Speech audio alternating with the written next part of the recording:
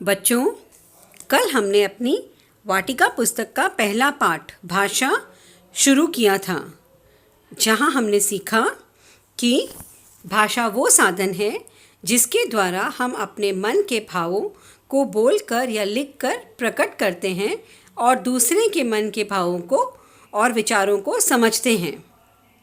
आज हम इसी पाठ को आगे बढ़ाएंगे और हम सीखेंगे लिपि और व्याकरण।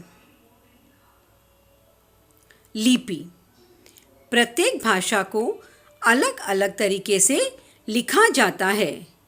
लिखने के इसी ढंग को लिपि कहते हैं।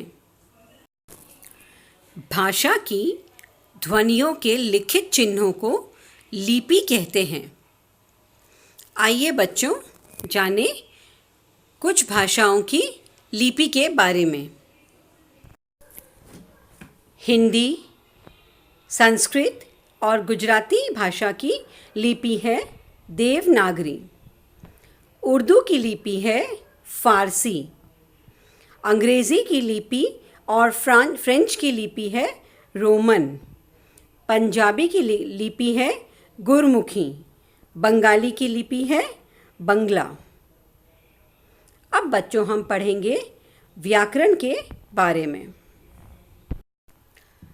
बच्चों, अक्सर ऐसा होता है कि हम अनजाने में ही गलत व्याकरण का इस्तेमाल करते हैं, जिससे कि हमारा वाक्य अशुद्ध हो जाता है।